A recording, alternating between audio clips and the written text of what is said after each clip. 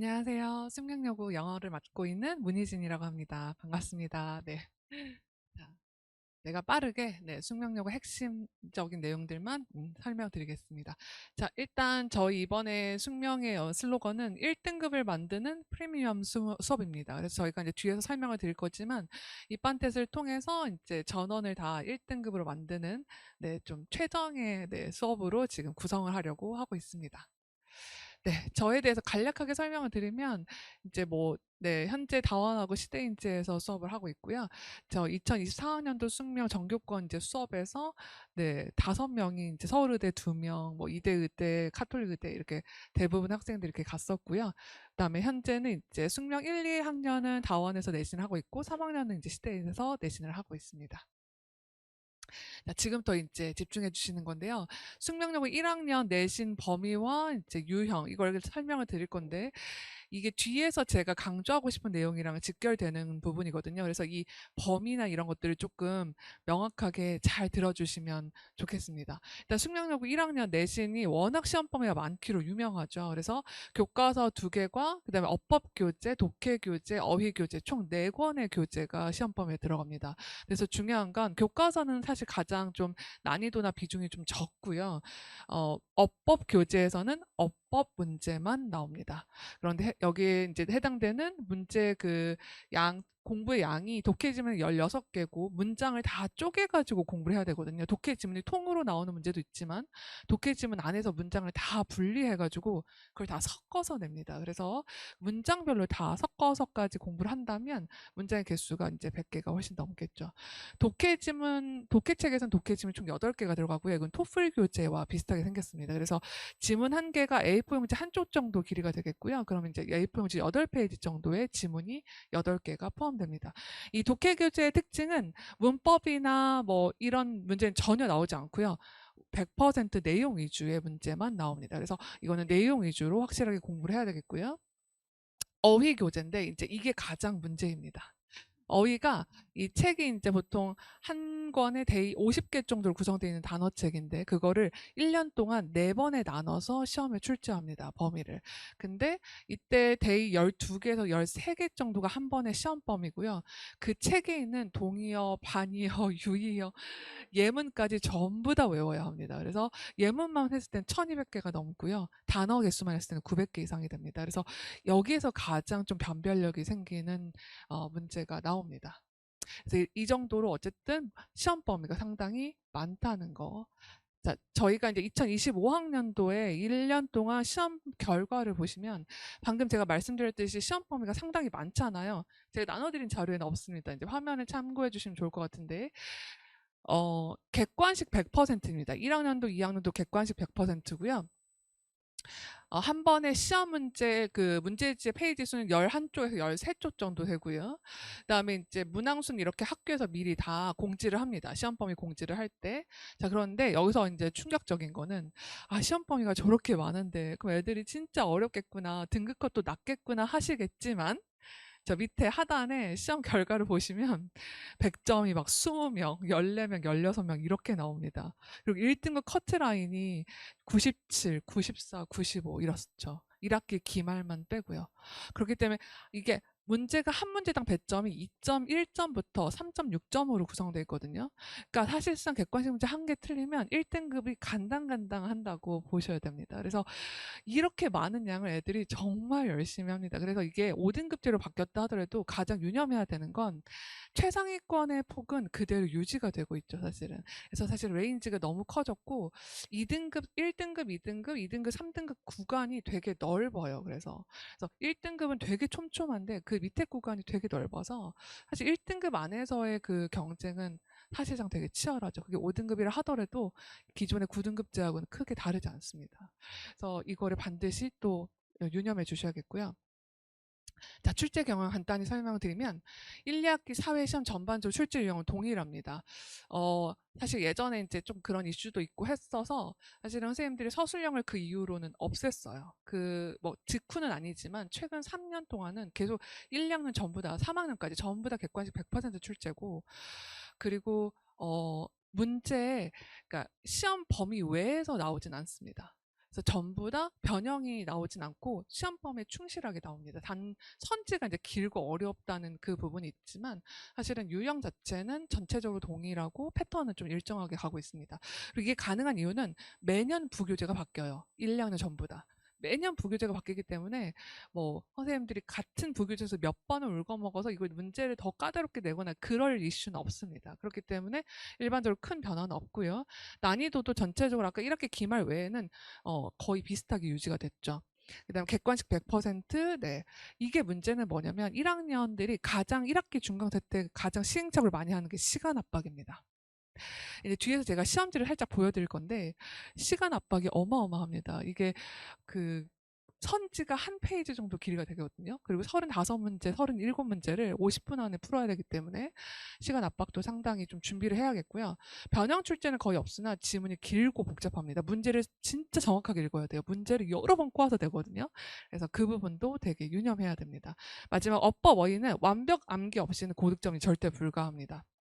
특히 단어책은 정말 완벽하게 공부해야 됩니다. 구석구석.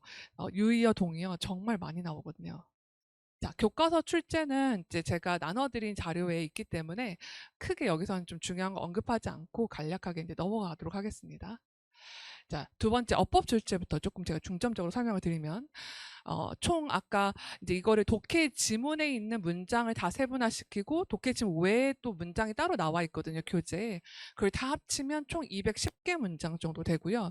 이 210개 문장을 정말 문법을 꼼꼼하게 S가 빠졌는지 그런 것까지 다 디테일하게 완벽하게 외워야 되고 또 그거를 다 섞었을 때도 틀린 것을 다 되게 구석구석 찾아낼 수 있는 정도로 공부를 해야 됩니다.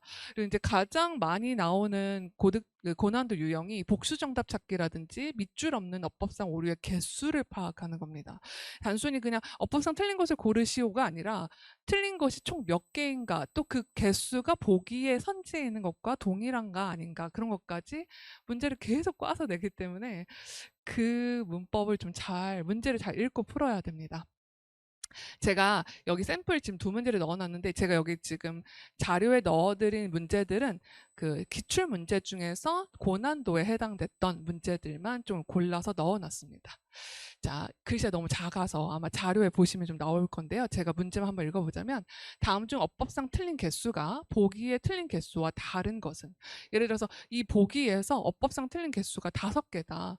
그러면 이 선지 1, 2, 3, 4, 5에서 어법상 틀린 개수를 다 확인해가지고 5개가 아닌 선지를 고르는 겁니다. 그래서 시간 소요가 엄청나죠. 진짜 어머니 입이 딱 벌어지죠. 이렇게 시간 압박이 되게 심합니다. 그래서 연습할 때부터 학원에서 공부하고 자기가 공부할 때부터 시간을 정말 타이트하게 재고 연습을 해야 됩니다. 자, 세 번째 독해 영역이고요. 독해는 아까 말씀드렸던 토플 지문 같이 생긴 그 A4 용지 한쪽짜리 정도 길이의 분량에 8개 지문이 총 들어갑니다. 딱 한 번 7개 들어갔던 적이 있는데 대체적으로 8개 지문이 들어가고요.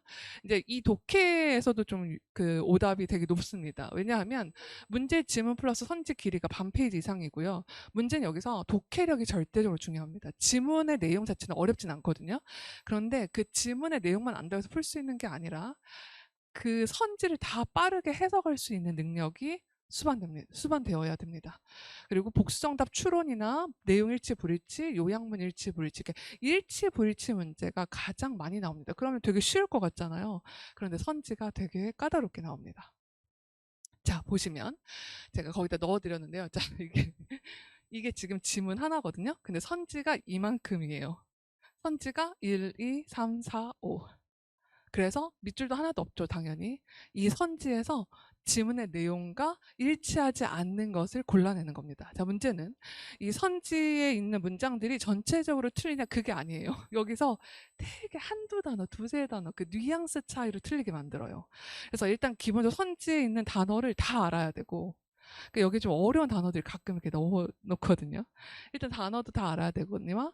이 그 단어 한두 개 차이로 미묘하게 글의 내용과 일치하지 않아서 틀리는 부분들이 많습니다. 그래서 그것도 유념해 주셔야 됩니다. 자, 마지막 어휘 파트인데요. 어휘는 이제 아까 말씀드렸듯이 상당히 시험 범위가 많죠. 그래서 이걸 다 외우는 게 되게 중요합니다. 자, 어휘는 이제 제가 샘플로 넣어드린 두 문제 중에서 이게 가장 고난도 문제고 가장 항상 나오는 유형이고 이게 2학년 때도 나오는 유형입니다. 그리고 이게 가장 어렵고요. 나중에 이제 한번 차근하게 읽어보시면 아시겠지만 이 문제가 되게 까다로워요. 다음 보기의 단어 중 여기 지금 보기의 단어들을 줬는데 이 단어가 밑에 예문에 있는 빈칸에 A에서 H에 들어갈 수 있는 단어와 반의어 단어 관계가 몇 개인가. 그러니까 여기 들어간 단어를 일단 다 맞추고 그 단어와 반의어 개수가 몇 개인지를 골라내는 거죠. 근데 여기 빈칸 해석을 하나도 안 줬죠. 그렇기 때문에 단어책 있는 예문을 외우지 않고서는 할 수가 없습니다.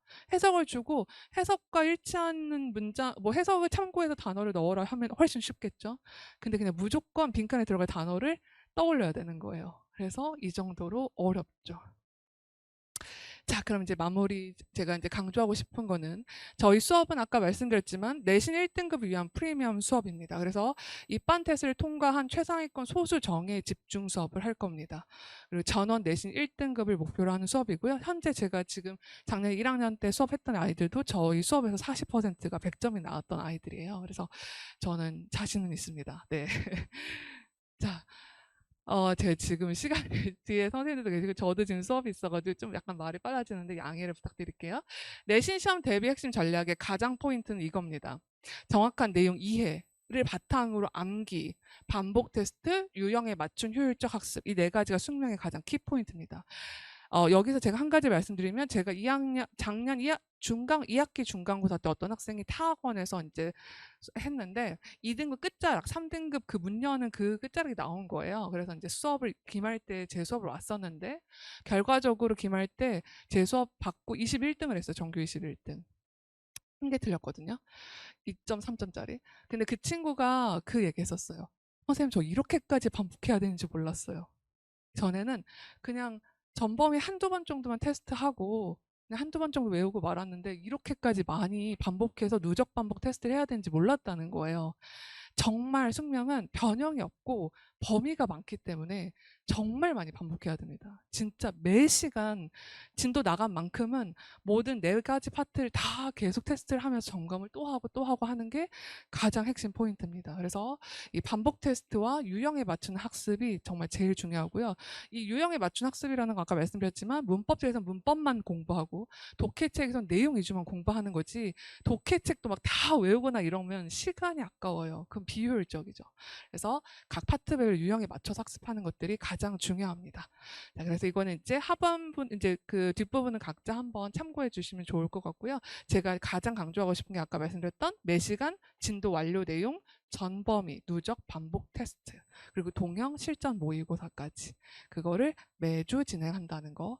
그 다음에 100% 객관식 출제이지만 정밀 테스트랑요. 전 객관식 문제는 절대 테스트하지 않고요. 틀린 거 수정이라든지 빈칸이라든지 단어도 다 채워 넣는 거, 해석 없이도 채울 수 있는 거 전부 다 반복적으로 테스트를 합니다. 자, 마지막 제가 이제 항상 아이들한테 강조하는 건데요. 아주 간단하게 기억하시면 역시 내신은 이해, 암기, 반복입니다. 작은 그 타학교 아이들도 그 많이 실수하는 건데 애들이 그냥 암기부터 해요. 처음부터. 그러면 의미가 없습니다. 무조건 이해를 먼저 해놓고 확실하게 이해를 하고 그 다음에 외워야 그게 확실하게 내 것이 되지. 그냥 아무 이해 없이 그냥 글자만 우다다다 외우면 시간만 많이 걸리고 나중에 다시 까먹죠. 그래서 반드시 확실한 이해를 바탕으로 암기와 엄청나게 많은 반복 이것이 내신의 가장 키포인트라고 말씀드리고 싶습니다. 네, 저는 오늘 여기까지 설명드리겠습니다. 감사합니다.